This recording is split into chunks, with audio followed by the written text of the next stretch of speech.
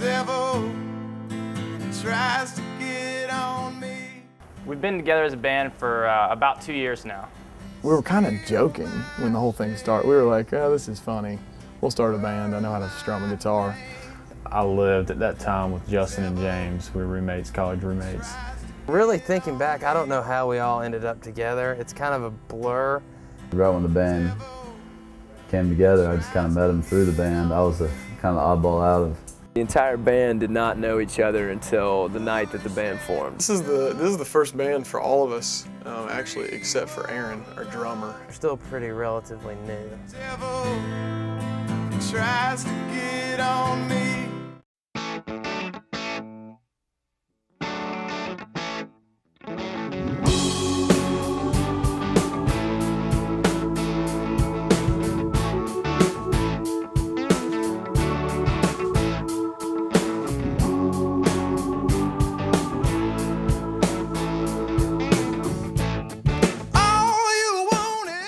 After forming the band, the Dirty Guv'nahs took Knoxville by storm. Performing at local clubs, parties, and festivals, they quickly created a fan base far exceeding their experience as a band.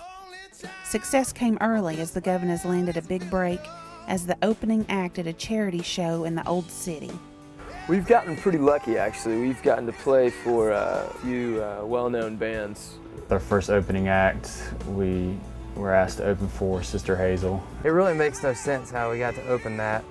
And I distinctly remember one of the guys in Sister Hazel's, he was kind of like, that was something. Not necessarily good or bad, just like, that was something. We took it as a compliment.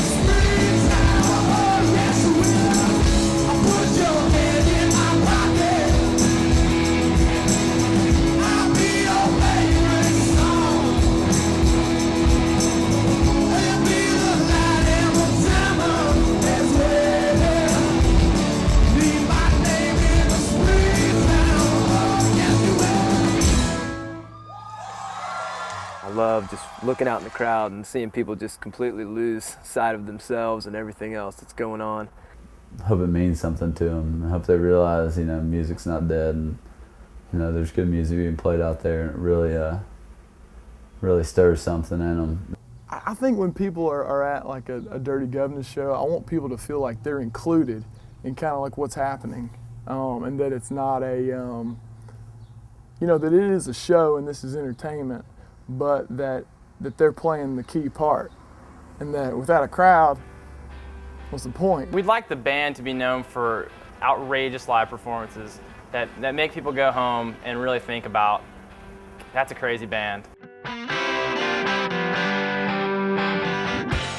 Building a reputation of high-energy live performances has been the hallmark of the band in their early going. Through a unique blend of throwback rock and modern influences, the Dirty Guv'nahs bring an energy to their performances that draws in the crowd and turns the venue into a full-fledged party. Yet the band's influences shine through. Personally, my biggest influences are folks like the Rolling Stones or the band. Ryan Adams is huge for me. I just remember going to one of his concerts and just being blown away when I was 17 years old. Kind of the older sounds, the 60s rock and roll, Rolling Stones, the band, Jimi Hendrix. Delta blues, old blues musicians. Listen to a lot of folk and bluegrass too. Tom Petty, one of my favorites. Joe Cocker, The Who, bands like that really provided high energy performances. Somehow that all comes together and makes what we have. Well, I just went for you. No matter what genre you choose to classify them, the Dirty Guv'nahs refuse to be pigeonholed by any labels. We've heard it described a lot of different ways. Southern rock, modern rock. I don't have a great answer for this one. I heard one guy refer to us once as Screamo sex rock. I wouldn't classify it as a hard rock like the late 70s, but really got a lot of bounce to it and a rootsier feel. People have called it like roots rock. Some folks call it, you know, I just like to call it just kind of good times, throwback rock and roll. Voices blazing, but the prophets they don't reach where the people. In the early days, things just seemed to fall in place for the band, including the name. The legend behind the name, the Dirty Guv'nahs, stems back to a dream about a friend that was injured while hiking. Though not all of the Guv'nahs knew each other, they all knew this friend. The name for the Dirty Guv'nahs came about in a really funny way. We had met this guy who called himself the Guv'nah. He was the only common friend that we all had. It came about really through a series of strange events that in one way or another involved the Appalachian Trail, a bizarre dream that Mitch had, and a friend and a fan of the band that was nicknamed the Dirty Guv'nah. The Guv'nah's kind of this guy putting us together.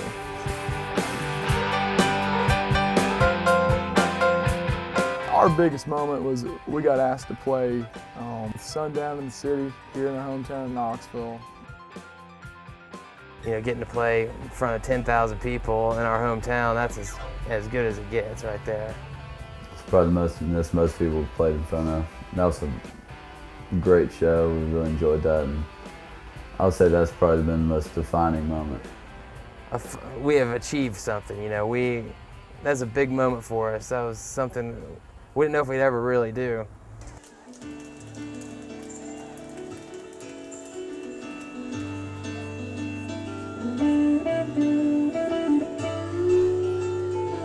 This song is called The Blue Rose Stroll.